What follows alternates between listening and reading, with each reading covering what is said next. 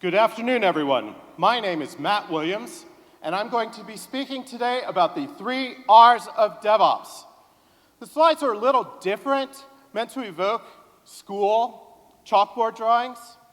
So without any further ado, I'm going to sing a song. School days, wonderful golden rule days, reading and writing and arithmetic. Sorry, had to be done. At any rate, just as the 3 R's are the foundation of school, the 3 R's of DevOps are the foundation of DevOps. They give us the ability to do what we need to do in order to do DevOps. They are repeatability, reproducibility, and reliability. So, anyone who's been a sysadmin knows that generally, you'll do something a few times so that you understand what you're doing, then you'll automate it. However, if it's not repeatable, trying to automate it, it's a fool's errand. Everybody's favorite topic, documentation, right? Yay! Well, you can't be repeatable if you haven't documented things. Knowledge will disappear as people leave the company. Also, the other thing you need to be able to repeat are processes. And these processes need to be well documented. If you don't have documented processes, they aren't repeatable. And once you have documented processes, you have the ability to have repeatable builds and deploys. Both are very important. So, I think most people will agree that testing is important. However, your tests, too, have to be repeatable. Because, those developers, they change the code and things like that. So, our next ability is reproducibility. And I really, really miss Calvin and Hobbes. Anyone else? Yeah! So, repeatability builds into being able to reproduce. And one of the things that you have to be able to reproduce are bugs. How many people ever try to fix something where there was a bug, and the bug was not reproducible? That's not fun. So, once you have reproducibility, part of it is having known outcomes. 2 plus 2 equals 4 for all values of 2. Reproducibility also puts paid to the, but it worked in dev. Okay, if it's reproducible and you didn't work in QA, you didn't work in prod, then it sure as heck did not work in dev. Now, infrastructure as code means that you have repeatable and reproducible processes for creating servers, networks, and services. And part of what makes them reproducible is that you have them in version control. Now, audience participation time. Everyone, repeat after me. No snowflakes! No snowflakes! Thank you. Yeah, we don't want any snowflakes. So our final ability is reliability. Reliability builds on both repeatability and reproducibility.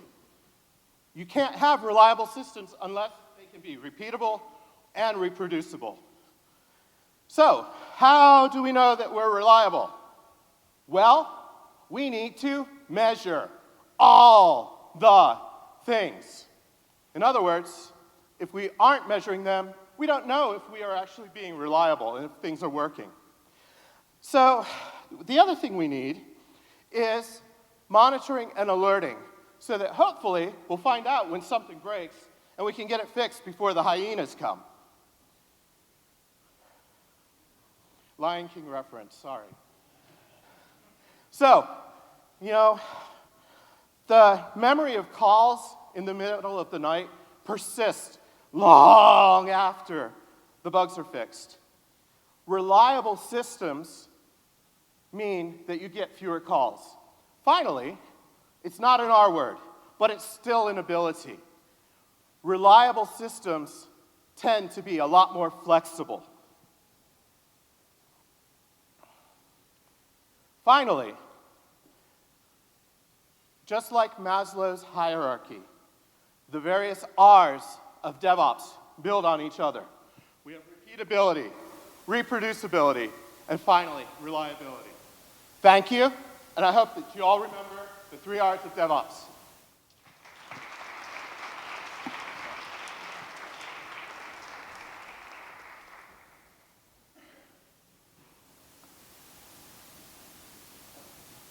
Hi guys, my name is Justin. I'm an engineer at Fuse. And today I want to talk a little bit about automation and raising cattle in your data centers. What kind of talk about automation would be complete without a little bit of chef socks? So thanks to Chef. All right, so I'm assuming we're all familiar with the metaphor, right? Treating infrastructure as cattle and not pets. What does that really mean? It means we're looking at using automation and discipline to bring in more repeatability so we can treat servers and infrastructure as commodities. But so what? So why do you care? As we just heard, we don't like being called in the middle of the night. We're interested in reliability and repeatability. And these things naturally fall out from automation practices, right? And really, I actually just wanted to show a bunch of cat pictures. But to start, let's go through a refresher. So this is cattle. They're often found in large groups. They're pretty indistinguishable amongst the large group. But they're kind of tricky. They tend to hide amongst our pets when we're first starting out. So pets are singletons, they're kind of small groups, and they typically take over your life, right? They share everything from your dinner, your couch, take up most of your bed. They're pretty much your favorite snowflake. So we need to figure out how to reduce the number of pets. And we can do this, we can start out by having a naming strategy. So humans are very good at naming things that we care about. But naming a cattle, naming servers you don't care about, Indominus Rex or Molly Brown, or it's just not going to work out. So let software do that for you. Then we can take care of changing things on the fly. You don't let your developers monkey patch production, right? But somehow this is an accepted practice in infrastructure. Just don't do it. It's not going to work out for you. Stop. Cat pictures. JP, I'm sorry, you're not going to like this. So I worked at a team that had what we called an 88-day server. The server had to be rebooted every 88 days because it would die. It's still there 5 years later, still running, still rebooting every 88 days. All right, falling behind. So putting things back together. If someone causes an issue on your box, just rebuild it. Right? It's easier just to start from a known good state, save yourself the trouble. And stick to a schedule. So up front, let's say pick 90 days, 3 months, nice and easy. Cattle can get a little long in the horn, as we know. It gets a little iffy. Stick to it. You'll have a greater responsibility, and no problem. Let's see. So decide up front. Be intentional about what you're doing. When you set out to do something, a lot of requests that we get seem like one-offs at the time. Chances are it's going to happen again. If you need it real quick in dev, it's going to show up in prod in a little bit. Automate it. And whatever you do, most important one, I promise, do not mix and match your cattle and pets. This is a recipe for disaster. This is a crime against humanity. And that thing is going to come eat you. So just trust me, don't do it. All right. Instead, start with some easy things first, right? For people who've done this, you could probably attest to this. Go easy first. I like destroying an Oracle server as much as the next person, but that mission critical box that's holding your entire organization together, probably not the best place to start. Go for easy things first. Probably start on a local laptop or an environment that you have more control over. You want to be able to iterate pretty quickly through. You're going to make typos. You're going to have mistakes. No big deal. Think version control, not change control. Communicate. Nothing's worse than getting something out to production. You know that you've deployed this cattle that you can now destroy at any point in time, only to have someone build their pet project on top of it, and you're stuck. And you just shot their pet in the head. You're not going to get any thanks for that. And don't give up. You're going to run into speed bumps. You're going to run into problems and hiccups. It's okay. It's part of the process. You learn. And that's what we're here for. We're learning and getting better all the time and continuous improvement. So keep calm. Cows are your friends. The more cattle that you create, the less uncertainty in your environment, the more reproducibility you're going to have, and the fewer calls you're going to have at night, which is going to be a win. But we're never going to be able to fully get rid of our pets, right? We're always going to have that Oracle database server. We're always going to have that LDAP server. That's okay. we expect that. You can still put automation around those things to make them just a little bit more cattle-like and help yourself out there. I want to take a quick second to shout out to my team as a thank you. Last night, some of the guys were feeling the mojo from the conference, from everybody they talked to. They actually automated a process that was plaguing our team that took us about 5 hours a week down to push button. That's a huge win, right? So I want to say thank you to those guys. And I can see that I'm out of cat pictures, and I'm out of time. So thank you very much.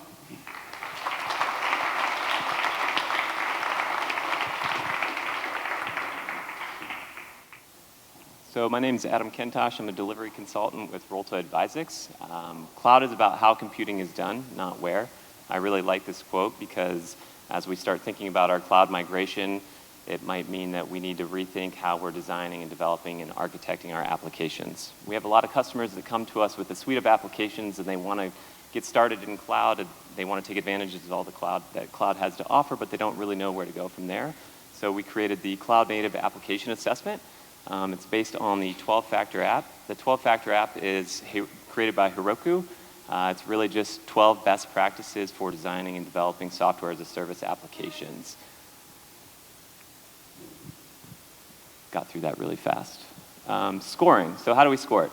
Well, there's 12 factors, obviously, and we assign a score of 0 to 1 for each factor, and that might include 3 to 5 different questions to a customer to help make that cumulative 0 to 1 score. So the first factor is code base. Each code base is version controlled and there's a 1-to-1 correlation. So there's a 1 app per code base. We've seen a lot of examples where multiple code bases is actually a distributed system, not an app. So in that sort of situation, it would have scored a 0.6. For dependencies, we explicitly declare and isolate dependencies. So we might be using pip for dependency declaration, but they maybe use wget for some type of external dependency. So we would score that as a 0.7. Config, store config in the environment. Config should always be separate from your code. So for this example, they were using Java system properties instead of something like environment variables, which are language agnostic. So that would have got a score of a 0.5. Backing services. Treat backing services as attached resources. An example here would be accessing the local file system. So local resources should be treated no differently than third-party resources, and they got a score of a 0.4 here. Build, release, run. We need strict separation between the build, release, run phases. I should not be able to introduce code changes during the run phase. So in this example, they were building out an RPM, and then they were running that with the startup script, so they got a score of a 0.8. Processes. Processes are stateless and share nothing. The important thing here is anything that needs to be stateful should go to a stateful backend service like a database. A bad example is a sticky session. That's specifically prohibited in a 12-factor app, and so that's why they got a 0. Port binding, export services via port binding. That could be HTTP, that could be mail. So here in this mail example, they were using a local MTA instead of something like a smart host. So they got a score of a 0.2. Concurrency, scale out via the process model. So for a JVM with a large block of system resources, we might be tempted to scale vertically, but in the cloud, you always want to think about trying to scale horizontally. So that would be get a negative score there of 0.3. Disposability, the entire process is disposable. So if we stop the process, web processes stop listening, jobs go back to their queue. And this was a good example, and they scored a 1 on this one. The dev prod parity, all environments are as similar as possible. So we see this one a lot. We're using Redis and MySQL in development, but we're deploying to Oracle in production to save licensing costs. In this case, they would have got a 0.7. This one also has issues with continuous deployment too, so you want to try to keep that dev prod parity. Logging, we want to log to standard out and treat that as an event stream. Here they were logging to the local file system and they were using Splunk forwarders to get to a aggregated logging system, so they scored a 0.4. Admin processes. Run admin management tasks as one-off processes. So in this example, they were basically SSHing to create a Tomcat symlink. You always want to ship your admin processes with the code too, so there's no synchronization issues, and they scored a 0.2. So if you look at the scoring, we'll obviously get a 0 to 12 score, and the closer to 12, the more easily deployable that application should be to almost any environment. You'll notice here that we mentioned the sum of squares. Sum of squares was really important as we started looking at this because it creates that nonlinear scoring. So it might be very, very simple to go from a 5 to a 7, but it would be a lot of real-world effort to go from an 11 to 12. So that's one key takeaway from here. The next thing then is talking about business objectives. So you might be able to reiterate on this and weight different factors with different scores based on your business objectives. So if you're concerned about scalability or availability, then you weight certain factors on that, and then it can reflect what's more important to the business. And then finally, it's a gap analysis. It is a way to provide quick wins, so easy apps to migrate, and then find the ones that are going to be the long poles and have a lot of effort. Thank you guys very much, and thank you, Shaggy. Shaggy or Scooby?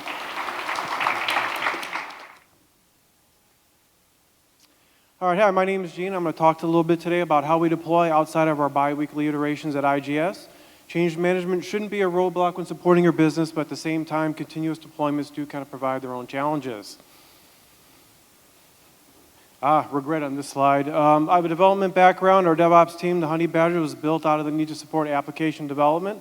Not only do we help out with all those automated deployments, but at the same time, we can help out with any other cross-cutting concern to help speed up the delivery of applications within our environment. So yes, taking a step back, Agile and ITIL, they do appear to conflict. Agile principles around continuous delivery, providing business value quickly. At the same time, ITIL demands that we gain approval, think about it first before we deploy anything to production. So the Agile Manifesto really emphasizes items that are more work in practice, and that's what brings about the most value. It's not to say that process shouldn't be considered, but it is secondary to working software, and I agree with that as well. Microsoft time here. So ITIL change management, they ask a lot of good questions as well, though. We don't want to disrupt others in the middle of the day, and I know if I would have asked some of these questions myself prior to doing anything, I would have not had that horrible I've done something wrong feeling, many times like we've all had before.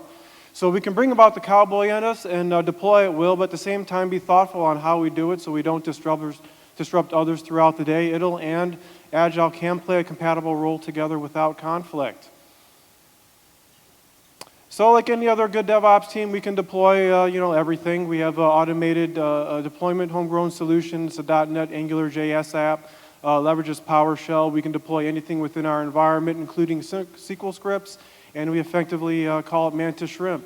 Here's an idea on some of the things that we deployed, normally a 2-week iteration. We have about 85 people in IT. Anyone can deploy to dev and int at will. When you get to QA and production, we do have start to have some restrictions around that.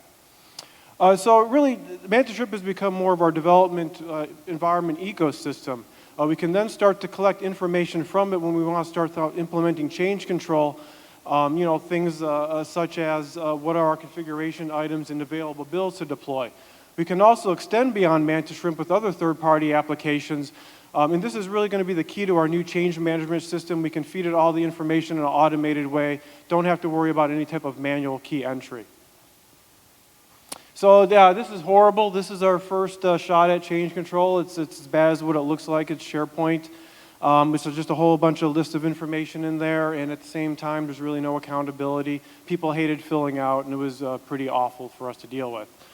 We currently use ServiceNow as our ITSM platform. This is changes particularly in a request phase. You can see some of the information within it, such as iteration dates, configurations, item is pulled out of Mantis Shrimp. Other information is pulled or used from the user that's logged in. We don't require anyone to fill out a book in these things. We just really need enough information where our product owner / cab can understand what the request is prior to any type of approval. There we go. So once we have an approved cab, it's really, we have a validation on it. What are the configuration of the specific build? What's the window we're going to deploy in? And who's going to do it? Once all these things are in alignment, the magical deploy button comes available, and you know what it does. Here's a step back at our overall process. It's really as simple as it looks. You create a change once you have a good build. The cab gets an email. They can send an email back saying it's approved. The requester gets a calendar entry for their deployment window. Once it's validated, they deploy. We have metrics like all over the place now. You can click into any link, any graph. You can see all the detail behind it. We can customize any type of report you may want. We also have a change calendar as well. You can go back and take a look at what happened at any given day.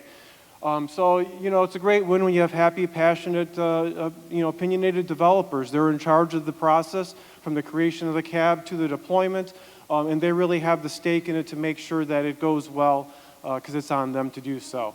We also have happy product owners. They know what's going to production and when. They can support their business as it's needed, and they also have all those metrics behind the scenes where if they need to go back and take a look at, they can do that as well. The business, all those costly bugs, they're fixed quickly. They know that IT has a reliable process where they can go ahead and deploy this, and they also know that their developers are spending more time being productive on the things that they should be doing instead of worrying about how to get that change out. And in the end, I'm happy. I'm not in it anymore. I'm completely out. And I think one of the best things was that our dev teams were having competitions every month to see who is going to have the least amount of change controls, and it really helped out with code quality as well. So thank you very much.